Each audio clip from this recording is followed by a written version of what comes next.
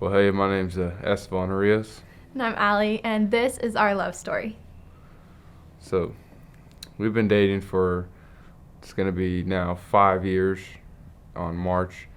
Is it March or April? March. March. See, I got the whole date mixed up because the whole wedding date, but on March 29th, that's gonna be our 5 year anniversary. Mm-hmm. Yep, and then in April we'll be married and starting everything off. Mm-hmm. And then we met originally in 6th grade at a mutual friend's house. He was hanging out with my friend's brother, and I was hanging out with my friend, and yeah, the rest from there is kind of history. We went our separate ways, went to different schools, and then we kind of reconnected in high school after a schedule change.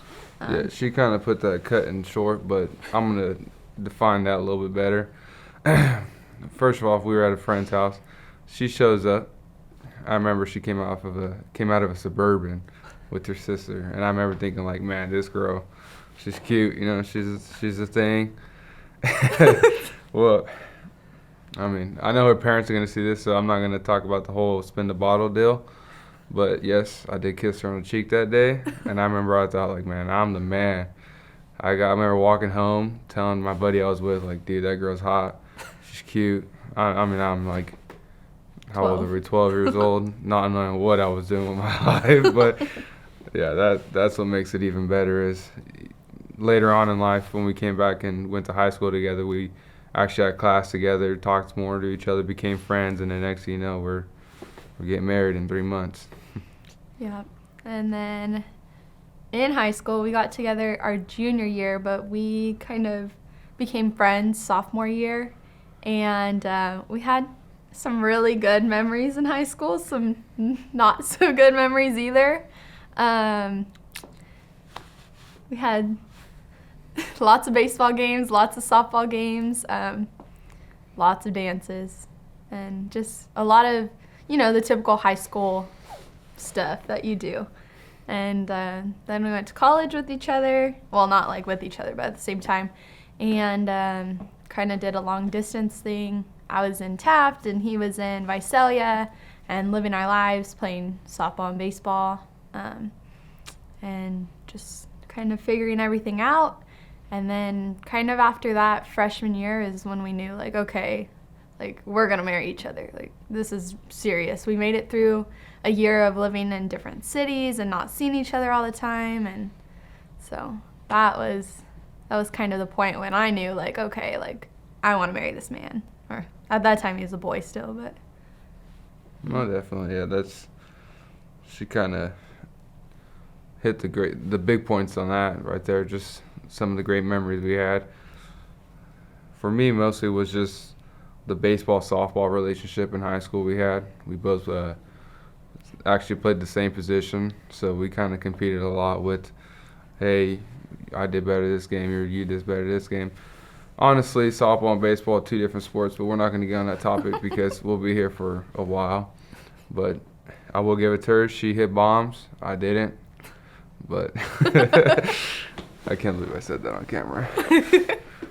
But anyways, so to the proposal. Yeah, I was pretty nervous that day. I remember waiting there. I was actually with her family.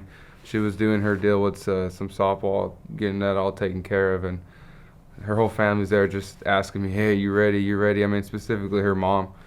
Her mom would always ask me, hey, are you sure, you good, you ready, this and that. And I remember thinking in my head just like, oh my gosh, Sonny, I'm ready, like, I'm ready, just let me do it already. And her sister, man, gosh, I love her sister too, but she made a video actually of everyone that was at the proposal and asked them, like, say some good things about us, which I don't know how they said good things about me, but great things about her. And I sometimes look back and look at the video the day that I did propose, and I'm like, wow, I was super nervous, but at the end of the day, it was just a picture perfect moment, and it's something that I'm never going to forget in my life. Yeah. So from my end, we had went on a date the night before, and we were going to our wedding venue the next day. And I told him, I was like, do not make me fake it, like, we are engaged.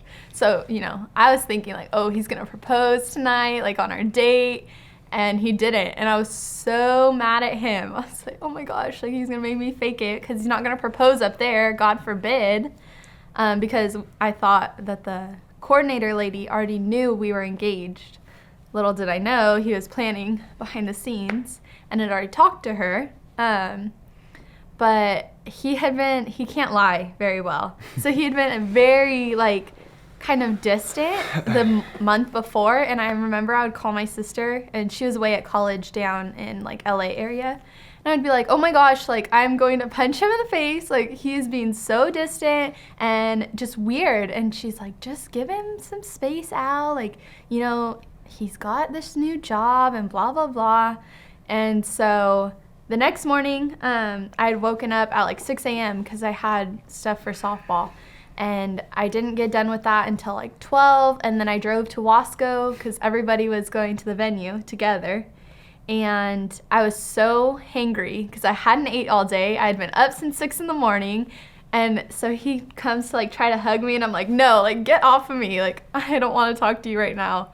And now looking back, I was like, oh my gosh, I was so mean to him. And he was going to propose to me like an hour later. And so we get there, and everyone else goes upstairs to like see the barn, and because they had never seen it. So we were just waiting, and I was like, this is kind of, like, why can't we go up? So we finally go up, and we walk in, and I was like, ooh, like, look at everything, because he had never seen it either. And then I look, and everybody has flowers, and I was like, what the heck?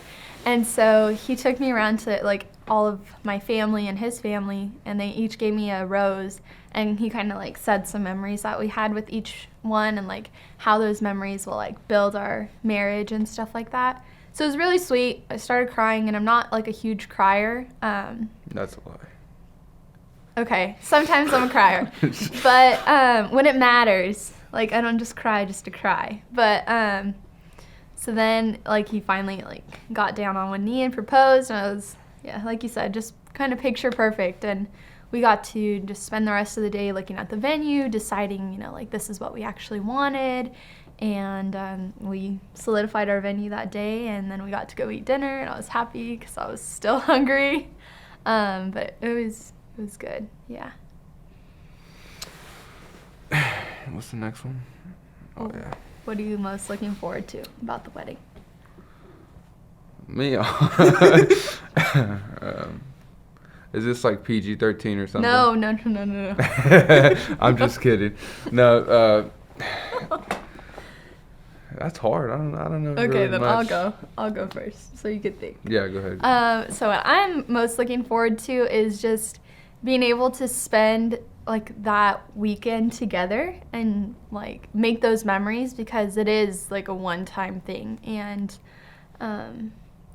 like we get to create those memories with our closest friends and our family, and then literally all day, the day of the wedding, is just going to be about us two and like our love together, and it starts our life together. And we've been, even though we're pretty young, I feel like we've been waiting for this for like a long time. It's been a long time coming, I feel like. So, and I'm also excited to have him see me in my dress, because he has like zero clue about anything. He thinks it's green and has purple polka dots. But yeah, that's what I'm looking forward to. I'm just looking forward to saying I do. Yeah. That's the best I got. Yeah.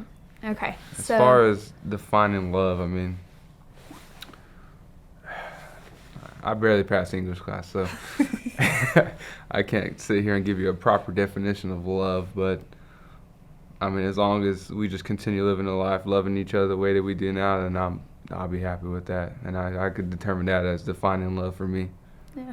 And for me, it's just like continuing to respect each other and sacrifice our needs for our partner's needs, and just like you said, just keep loving each other the way that we do. And sometimes it's unconventional, and sometimes it's different than other people, but that's what makes it ours, and that's what makes it special.